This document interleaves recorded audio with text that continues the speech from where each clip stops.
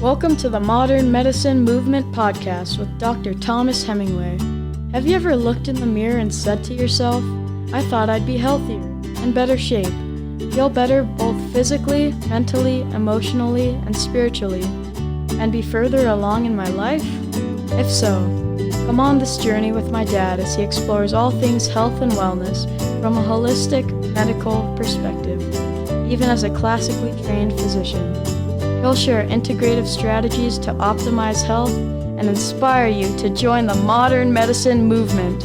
Welcome, everyone, to the Modern Medicine Movement Podcast. And a big aloha. Dr. Thomas Hemingway here. Oh my gosh, super excited, super pumped, super grateful to be here with you. Oh my gosh, thank you, Isaac, for that intro. My wife, Brooke, who keeps inspiring me. And I'm just feeling extra pumped today. I did my usual routine, which is I do a little intermittent fast every single day, which is super easy, super simple. We talked about it last week, and it's just really, man, I love it, man. I just get so pumped, especially in the morning. You know, I shoot for a 16-8, which is 8-hour feeding window, 16 between my dinner and my breakfast. And actually, you know, I recommend you guys start a little slower, maybe a 4-4-12, which is 4 hours between meals and 12 hours after, you know, your dinner to breakfast, and then kind of work up to a 14, which is what I did for a long, long time, which is super easy as well. It's just 3 hours before bedtime. You don't eat, sleep for 8 hours, and then 3 hours before breakfast. So it's already a 14-hour window that you're not eating. And it's just, I just love it. I feel great. Today I got up. I went for a super pumpy hike up the hill. It was amazing. I started about 8,500 feet, and then I end at 10,000, so it's about a 1,500-foot climb. And then today I was greeted with powder, which was amazing.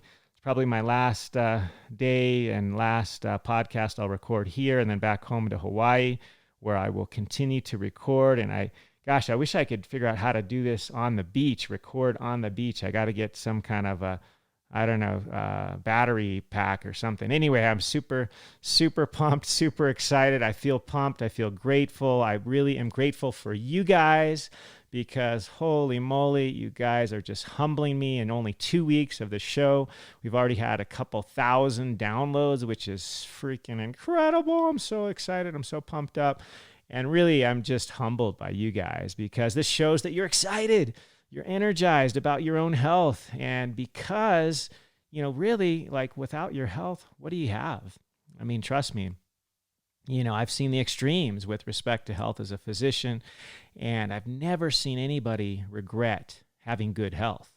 But certainly I've seen the opposite as one struggles and one dreams and hopes and wishes for better health or a better life, and they don't have it, or it just sort of slips between their fingers. And as an emergency physician, I've seen sort of all aspects of this, and I'm just so excited to be here to share with you, to help you achieve optimal health. I'm here with you. I'm on this journey, and I just want to continue to add value to you and your loved ones. So thank you so much for listening.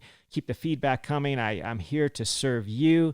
And, you know, speaking of feedback, just wanted to give a shout out to a couple of peeps who commented, you know, give me a 5-star rating, please, and then give me a comment if you can. I just love reading these. I got one here from a good buddy of mine, Preston Pugmire. He's got his own show, and oh my gosh, I actually have him on schedule to be interviewed this week. Oh my gosh, and then he's going to be on my show. So what a great blessing. He says, from Preston Music, Thomas brings wellness to you from a whole perspective, mind, body, and spirit. He marries the science with the spirit, and it is great information presented very well. Keep it up, man. Well, thank you, Preston. I'm so grateful for you.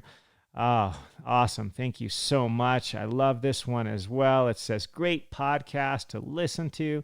I've learned a ton so far. I'm looking forward to learning so much more. He's fun to listen to and explains it well. Thank you, Matt G. Maz. That is so cool, man. Super pumped. I love this one too. I usually share two, but Busy B10 says, thank you for doing this, sharing your knowledge. I appreciate a male voice that I can refer my husband to. LOL. I'm an avid podcast listener, but he still looks at it as a chick thing. Dude, whoever you are, Busy B10, the husband, yes, it is not only a chick thing. Dude, there are amazing podcasts out there for guys and gals, and you need to listen to a couple. I can share with you a few if you'd like. Message me. I listen to podcasts all the time. It's not just a chick thing, but I'm with you, man. I think my wife was probably the first one to listen to podcasts a few years back, and I got on the bandwagon myself because there's so many great ones out there. So thank you for taking the time for listening to my show, everybody. I'm so humbled, really just full of gratitude for you guys, because that's just what keeps me doing it. That's why I continue to do it, and I'm just really pumped, really grateful to be here. And I'm actually super pumped today, man. I love that intermittent fasting. I just feel so animated after I do my workout, just drinking a ton of water. I don't eat any food before it. It's also an excellent way to burn some fat if you have any you want to get rid of, kind of tone up.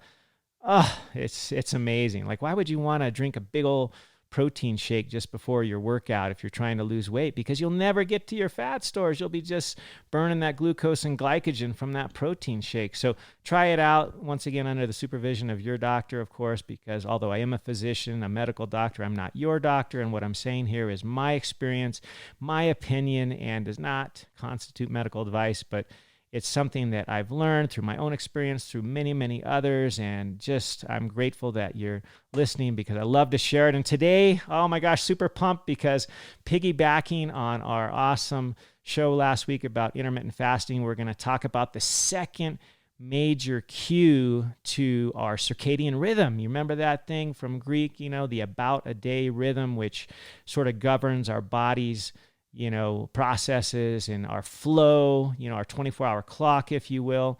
And the second part of this, the second main cue, the first one was eating, or the timing of our eating. And the second major cue for our body, for our body's balance, our rhythm is, do you remember, anybody? Light. So simple. It's free. I love free therapy, and natural light is exactly that. It is a powerful and a natural way to enhance our health, our life, our longevity.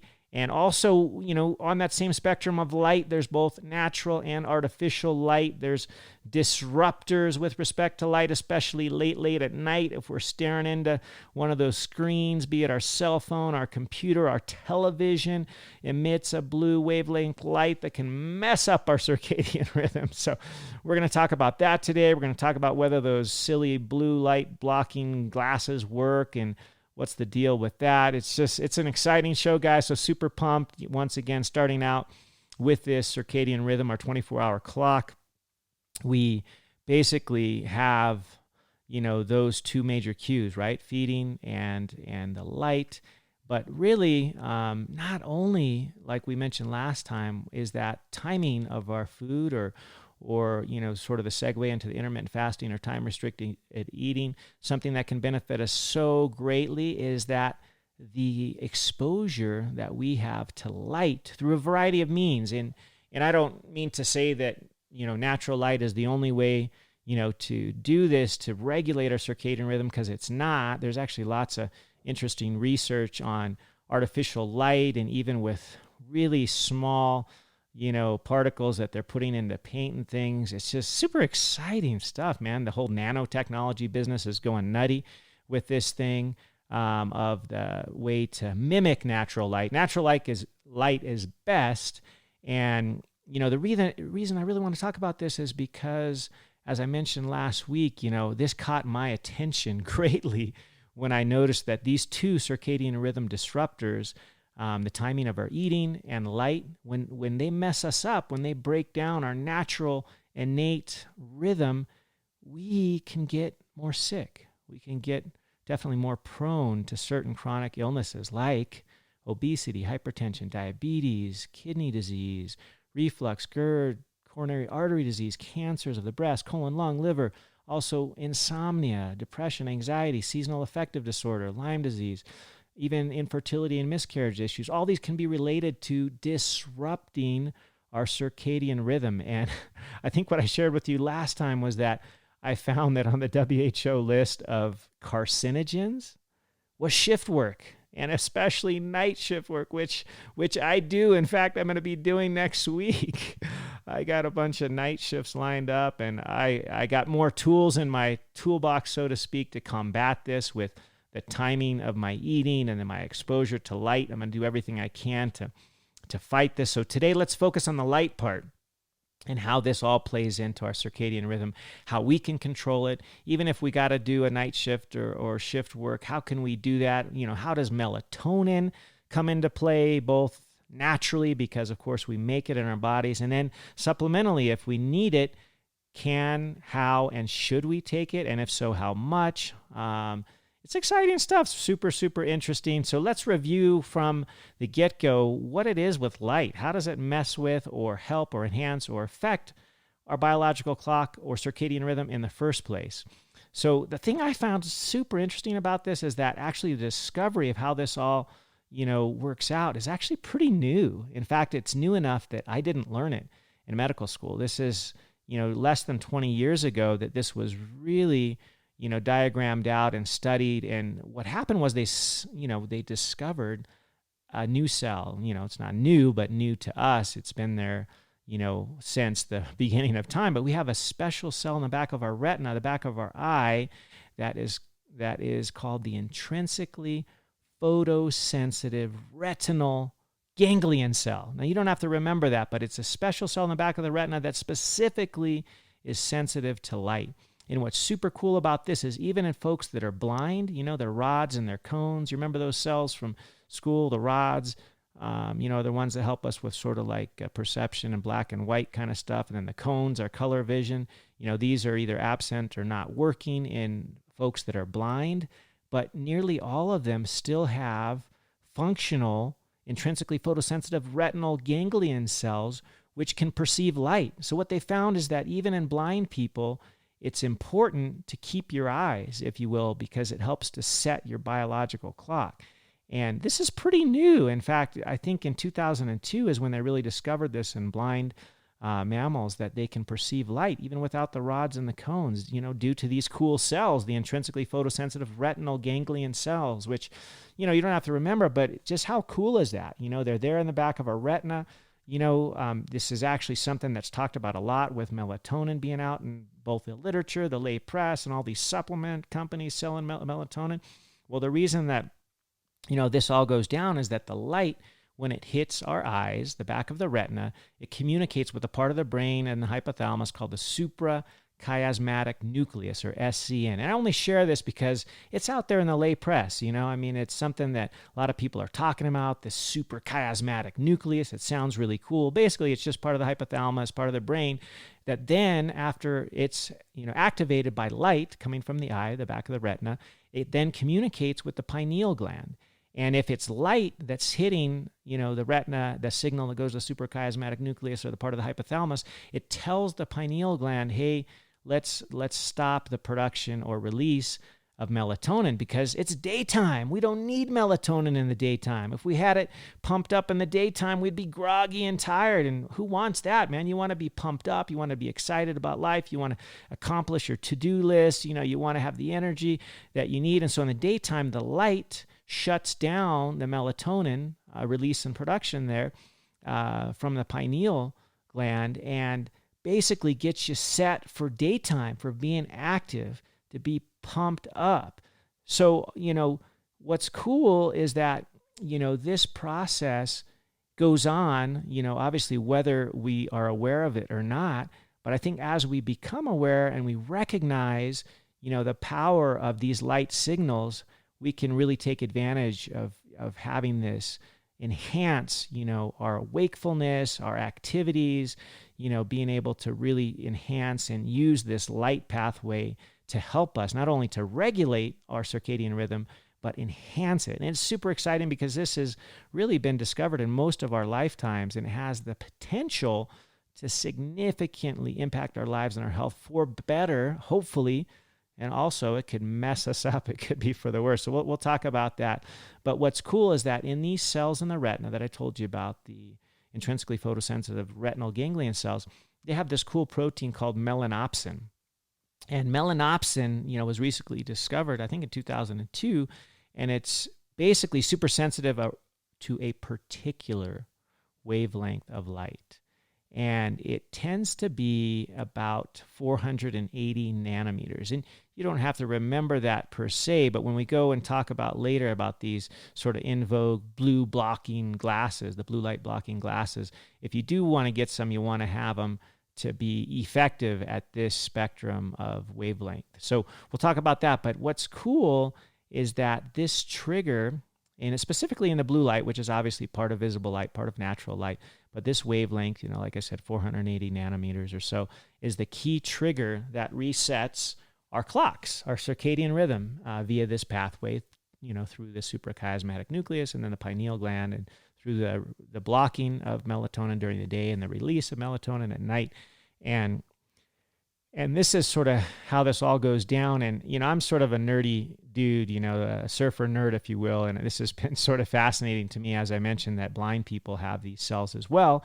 And even though they may not be able to perceive the light, if you will, but these cells do, and they give the signals to the brain, and they can set their biological clock or their circadian rhythm, even if they're blind. And so way back when they didn't know this, sometimes they would actually remove the eyes of blind people, not just those born blind, but some would tend to have, painful eyes. Some had tumors like retinoblastoma, things like that. And now they actually try specifically to spare the eyes because they realize that these specific photosensitive cells in the back of the retina are operational and working and can affect the biological clock of these people, even though they may not be able to see as you and I see with the rods and the cones. And so they actually try to spare the orbit, spare the eyes, if you will.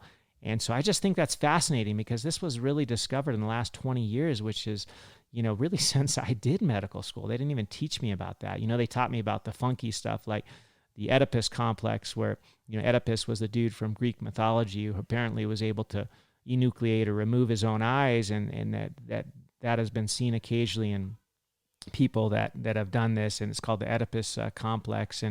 And now, we're really trying to, that's a good trivia question, if you guys are big on Jeopardy or something, the Oedipus complex, removing your eyes, but don't try that at home, right? The cool thing is that now they don't tend to remove people's eyes when they're blind or if they have issues, if they can spare it, because of this circadian phenomenon, which they still have these special cells in the back of the retina. So I just think that's fascinating. I know I'm a little geeky, a little nerdy, tell me if I'm giving you too much, but I just think it's so cool that this is able to reset and to guide and govern our whole body rhythm, if you will, our circadian rhythm. Through this pathway, which is super cool as well, because we know that natural light basically decreases the production in the daytime of melatonin, but actually increases the production of serotonin in the daytime. And people that don't get enough natural light, especially in places that are super gray, in seasonal times, maybe like the Pacific Northwest and things like that, they can be a little bit more prone to a seasonal affective disorder. It affects their mood. And I know personally, if I don't see the sunlight for a week, especially this happens where I live in Hawaii, for sometimes a couple of weeks where it's super rainy, super gray, flooding, like right now we're having issues with that. It kind of puts me in a not so awesome mood. I actually love to see the sun. And so they've actually looked at this, and it not only has to do with the natural light, but sometimes people will actually have deficiency or a problem with those cells in the back of the eye and the melanopsin that's contained there. So that may be a targeted therapy for people as well. Also, it's interesting because this melanopsin may also show some positive treatment pathways to help folks that tend to be super sensitive to light, like folks that have migraines, like me. I tend to suffer from that. And I know if I'm, suffering from a ripping headache, the last thing I want to do is be in some bright light. And so this is another pathway which we may be able to target for future treatments. And so it's super interesting, this whole business of these photosensitive retinal ganglion cells in the back of the eye and how they affect our clock and whatnot. And so in the daytime, as mentioned, this pathway via the eye, the light coming in and then sending the signal to the brain, to the suprachiasmatic nucleus, and then a message to the pineal gland to stop releasing melatonin is really important, because in the daytime we want to be pumped up, we want to be able to be at the top of our game. Too much melatonin can make us sleepy or groggy. So it's a good thing that we get light exposure at the right times. Light exposure, even inside, like if we're at work in an office or whatever, we're getting light exposure from the lighting above us, or hopefully we can have windows where we work and we can open those up and get as much natural light as possible. Like I said, there's a lot of research in this, how to make the artificial light similar to natural light. But if you can, just open a window, try to get as much natural light as possible, because that's the best way to set your circadian clock. But light from your home lamps and so on can do this as well. And this is actually a super interesting new technology, this whole nanotechnology. They're looking into how to reproduce natural light. But natural light is awesome. Let's try to get light during the daytime. It's not only awesome for vitamin D if you can get outdoors, but it can also have, like I mentioned, a therapeutic effect, right? Free therapy. It can be a natural antidepressant, because the light actually increases, enhances, and helps the release of serotonin, which is one of our happy hormones.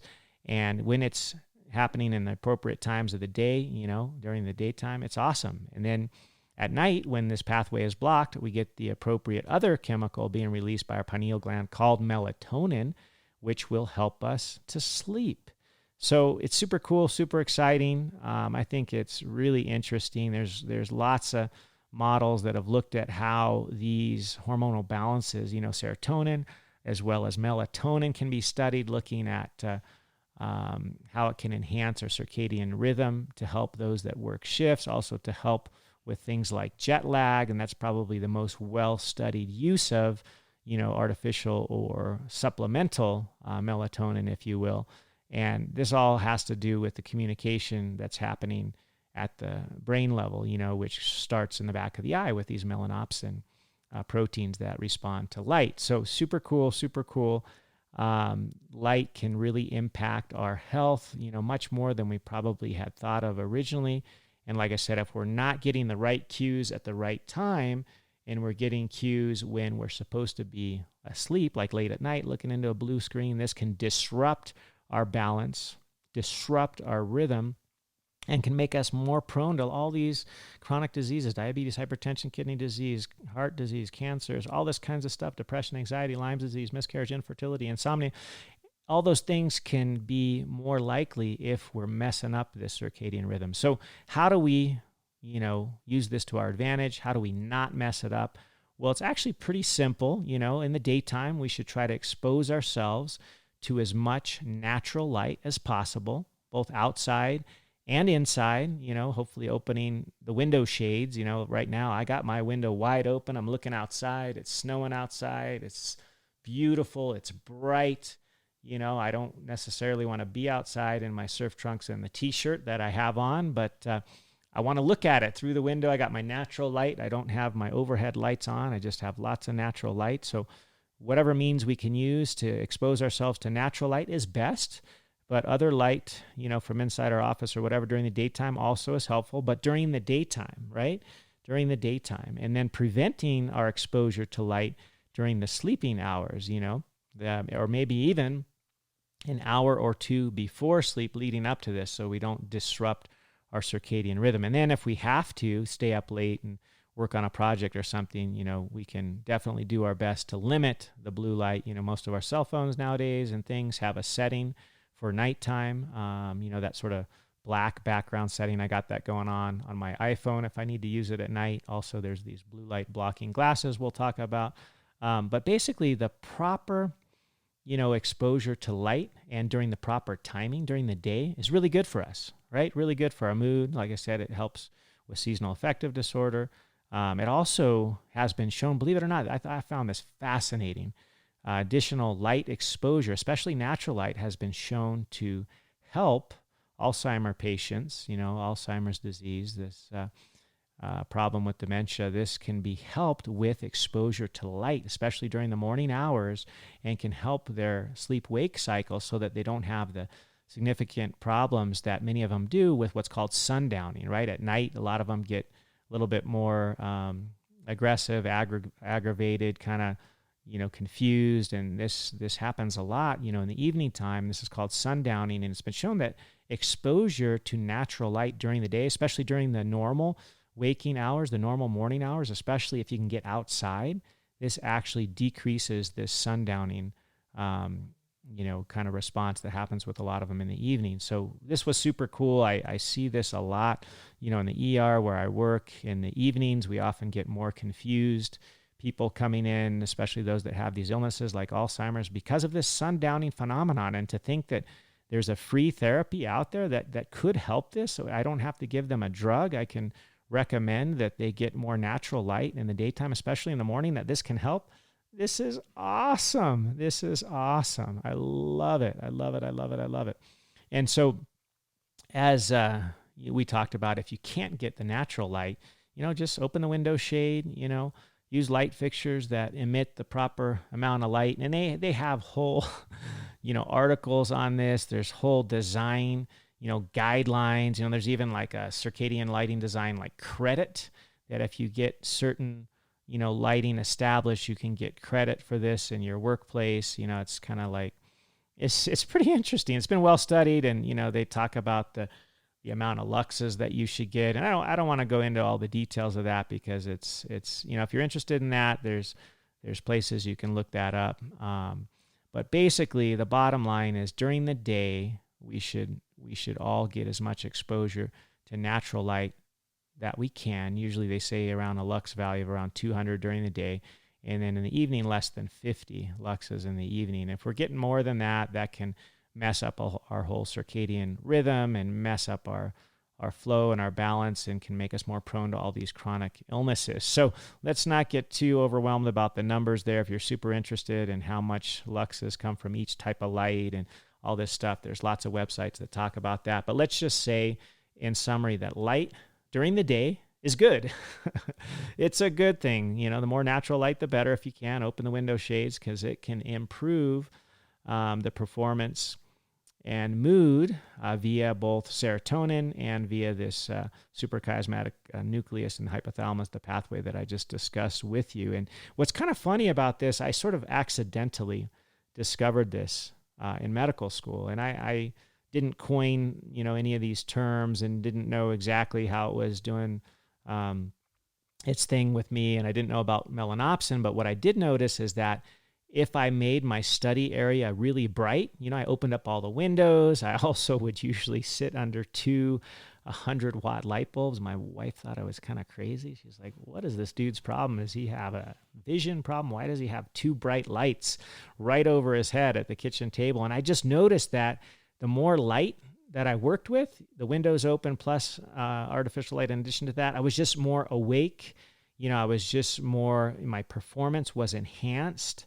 And I noticed this in medical school, and I didn't know exactly what this was doing with my serotonin and decreasing the melatonin during the day. I didn't really understand it, but I knew that it was helpful. It got me sharp, alert. And so your workspaces, especially in the daytime, have them as bright as possible. In the room I'm in now, I got the window open. I sit right by the window. I have, white paint on the wall that, reflects that light. And so it's a really bright area, and I feel the difference. If I'm working in the dark and just off the light of my phone in the daytime, I don't feel as pumped up. I don't feel as sharp. And there's actually a physiologic mechanism for that, which is super cool. Super cool. So now at night, we got to be careful though, right? I would say, map out your typical schedule and, try to shoot for 7 or 8 hours of sleep. And then when you're within 1 to 2 hours of your bedtime, I would say shoot for 1. 2 is a little bit hard. A lot of us like to wind down and watch a little TV or look at, Instagram or Facebook before we go to bed or whatever. But I would say cut that off at least, if you can, 1 hour before your head hits the pillow, before your 7-hour sleep or 8-hour sleep window starts. Try to cut that off an hour before. 2 hours is even better if you can shoot for that. And if you do have to do a little work, try to use that function on your phone, computer, whatever, sort of the nighttime mode. That'll be helpful. You can also consider these things that are now readily available. I don't have any sponsor or promote any particular type of these glasses. There's all different types of sort of blue blocking glasses. I actually have a pair that I wear at work, especially when I'm doing late shifts, because I just find that it helps me to not be so messed up with my times. I go to bed, I can still fall asleep even if I've been up really late, and it doesn't totally mess me up as much as it when I didn't wear them. So I do have some geeky blue blocking glasses that I wear at work. I don't tend to wear them any other time because I try to avoid, devices for an hour or so before bedtime. And if I have to, I use the dark modes. But if you do get them, try to get the ones that block, the 450 nanometers. I'd probably try. I think they sell, the ones that I got are the spectrum between 400 and 500 nanometers. A lot of these tend to have a yellowish lens, so they look super cool, especially, for me at work. I think people think I'm a little weird when I wear them, but I just find they're helpful, and I'm not, at this point in time, I'm not promoting any one particular brand or anything, but there are some studies that look at them, some studies that show that they're helpful, some neutral. I haven't seen a study yet that says that they harm anything. There's a lot of naysayers out there that'll say, I read some stuff in the ophthalmology, not even literature, just ophthalmology opinion pieces, and they're like, don't waste your money.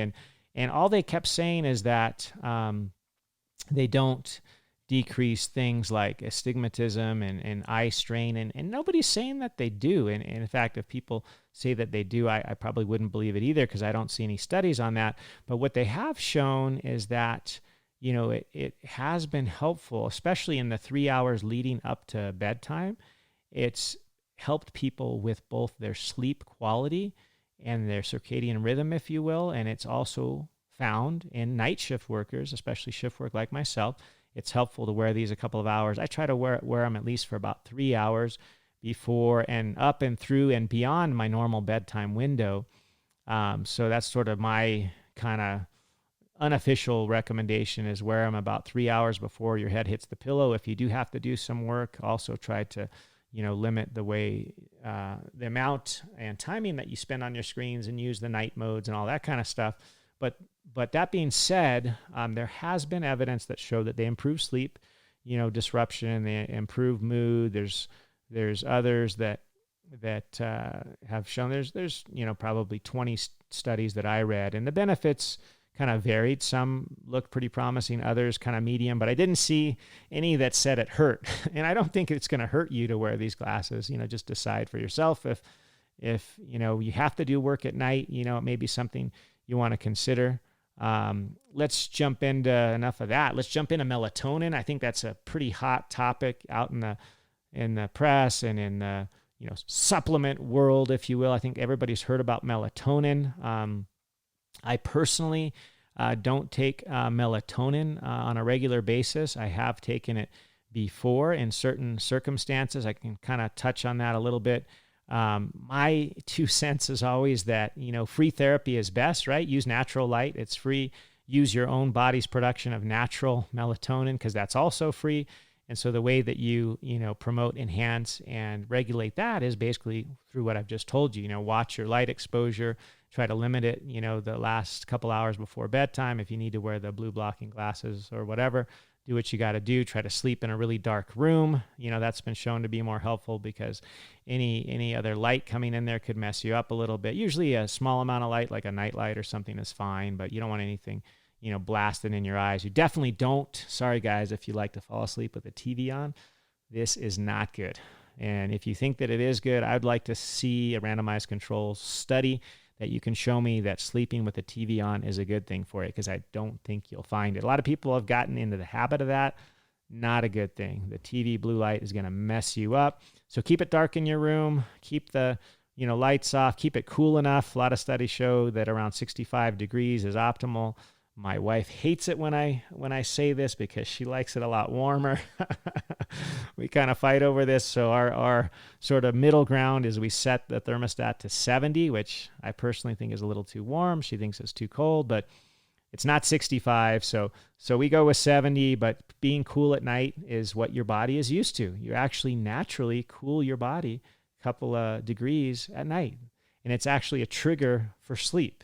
Did you know that? It's actually a sleep trigger to have your body drop in temperature by a couple of degrees. So it's actually good for sleep to have that room a little bit cool. I notice this all the time in Hawaii because I sleep way better right now and in the wintertime than I do in the summer because we don't have AC and it's stinking hot and it's hard to get an awesome sleep at night. So the coolness of the room, having a dark room, having the screens off, the TVs off, super important. So by all means, go with natural if at all possible. If you need to take melatonin, the studies that really show its utility are really when you travel. So it can certainly help with jet lag because what melatonin does, as I mentioned, is when it gets dark, that's the signal for your body to release it. So it helps to initiate sleep. It's not so much to keep you sleeping, if you will. The body's process is that it helps to start the cycle, the triggers that help you fall asleep. And so it's released at night when it's dark. When it's dark, that's the key cue. And it's actually released in a very small amount.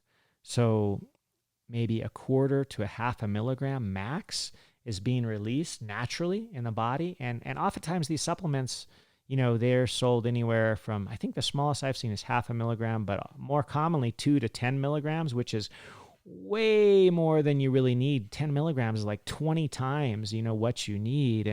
And so I would say if you do want to try this, use it at the smallest effective dose. Start with half or quarter of a milligram. Start small and go slow because, there are side effects. Everything has potential side effects. You take too much melatonin and you can get groggy during the day and you don't want that.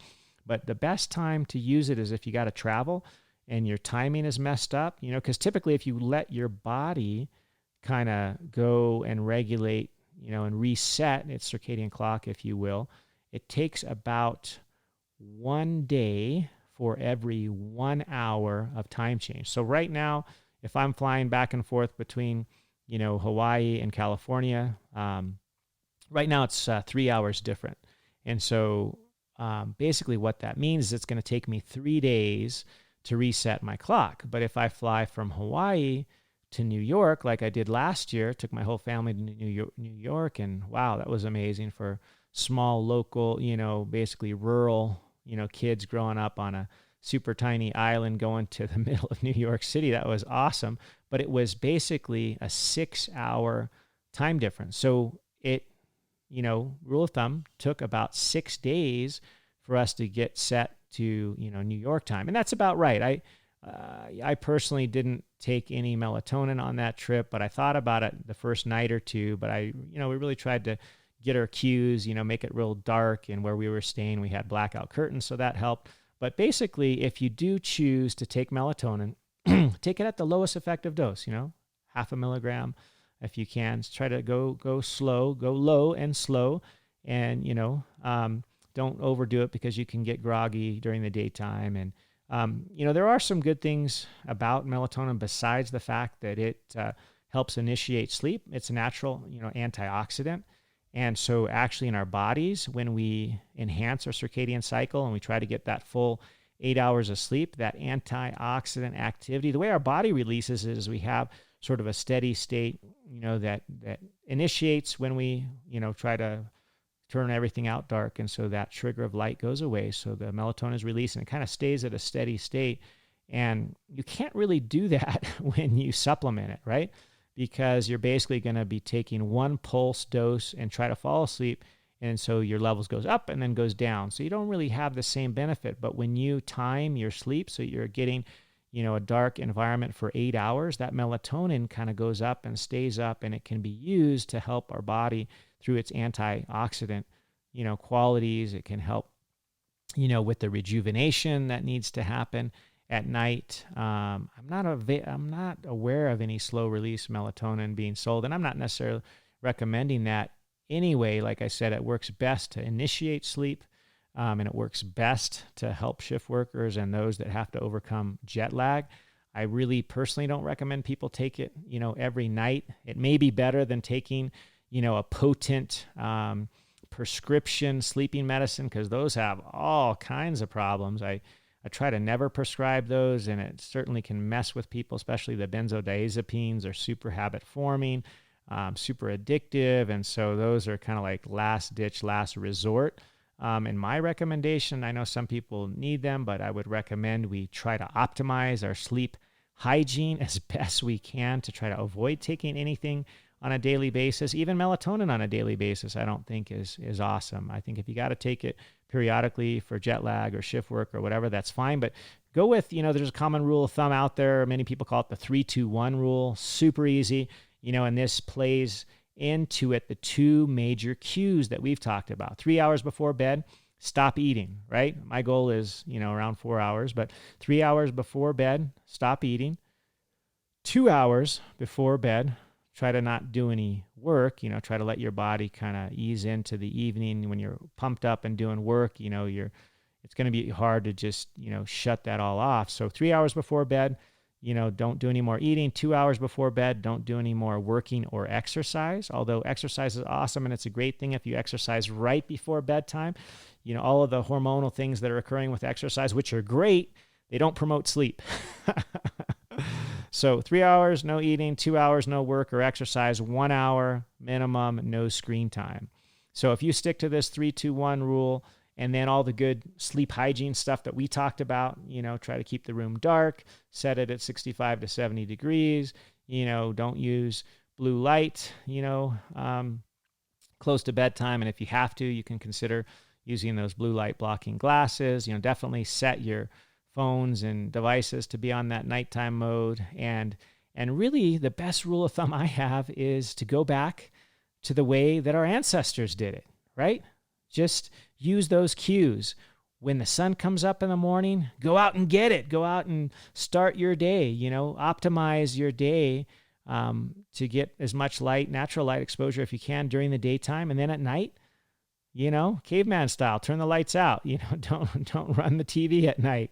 There's a reason that our bodies were designed that way, that they were set up that way. And if we optimize the way that we are exposing ourselves to light and to food, to eating, we can really change our life. And I know it sounds crazy. These are both, like I say, often free therapies. We just have to be structured about, our sort of sleep time, and have the sleep hygiene that I mentioned, and then have a daytime hygiene as well with our exposure to light. And if we can do this, I promise you'll feel better, more energetic, more pumped up and alert and awake during those daytime hours when you're supposed to be. And then at night, you can have sort of that gradual transition into your night mode and have your melatonin release as you get ready to go to bed. And this will help you to not only feel better, more rested, your melatonin will be at a good level, that antioxidant quality will be helping your body to absorb those free radicals that can injure you. You can have the rejuvenation that you need. And this is going to help you on your journey to optimal health. So super exciting stuff. It's really, just a matter of, having a little bit of a scheduling, just in our minds, how we do this, use that 3-2-1 rule at night, use natural light as best you can in the day, if you need to take melatonin, do so hopefully on a limited basis, not every single day, especially with jet lag or shift work, it can help you. And then try to, allow your body to produce its own melatonin appropriately through timing your evening routine. And watch out for those computer screens and televisions late at night. Try to avoid that and use some blue light blockers if you have to. And let's do this. Let's crush this free therapy. Because it's there, it's free, and it's so stinking helpful. And I've noticed in my own life, it's helped me tremendously, and I just want it to be able to help you guys. So enjoy your natural light, enjoy the dark as you sleep, and feel free to share this with others who might benefit. Look me up, modernmedicinemovement.com. On Instagram, it's Aloha Surf Doc or Modern Medicine Movement.